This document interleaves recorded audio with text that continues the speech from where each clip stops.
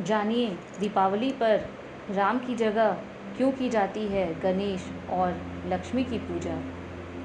देवताओं और असुरों के बीच में समुद्र मंथन हुआ। हजारों साल चले इस मंथन में एक दिन महालक्ष्मी निकली। उस दिन कार्तिक कृष्ण पक्ष की अमावस्या थी। दीपावली का पर्व आदिकाल से मनाया जाता है। इसे संसार में खुशी का प्रतीक माना गया है। दीपावली के दिन अन्य कई इतिहास जुड़े हैं।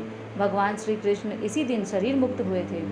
जैन मत के अनुसार अंतिम तीर्थकर भगवान महावीर महर्षि दयानंद सरस्वती ने दीपावली को ही निर्वाण प्राप्त किया था। लेकिन हिंदुओं का मत है कि दीपावली के दिन राम जी के विजयी होकर अयोध्या लौटे थे।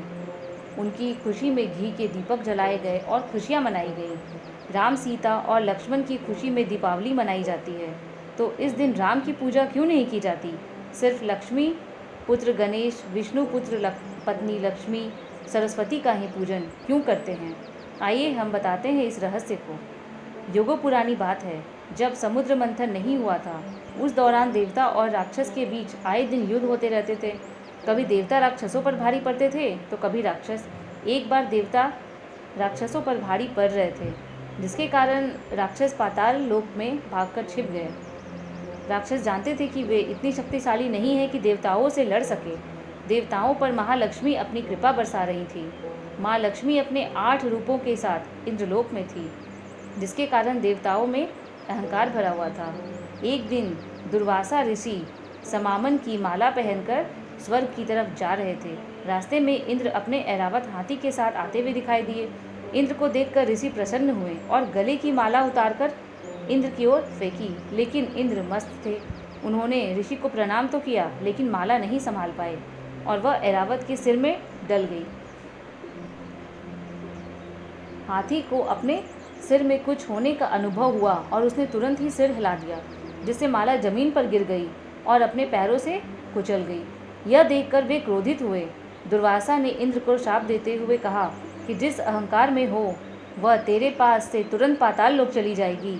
श्राप के कारण लक्ष्मी स्वर्ग छोड़कर पाताल लोक चली गई। लक्ष्मी के चले जाने से इंद्र व अन्य देवता कमज़ोर हो गए। राक्षसों ने माता लक्ष्मी को देखा तो वे बहुत प्रसन्न हुए। राक्षस बलशाली हो गए और इंद्रलोक पाने की जुगत भिड़ाने लगे। उधर लक्ष्मी जी के जाने के बाद इंद्र, देवगुरु बृहस्पति और अन्य देवताओं के साथ ब्रह्मा जी के पास पहुँचे।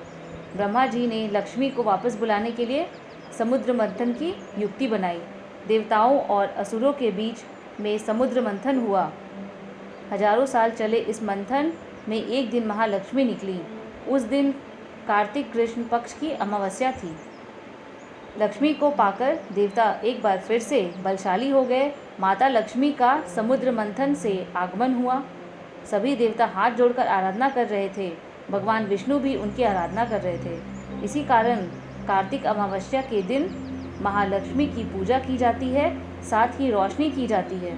लक्ष्मी के मय में कोई गलती न कर दे, इसलिए सरस्वती और गणेश जी की भी पूजा की जाती है।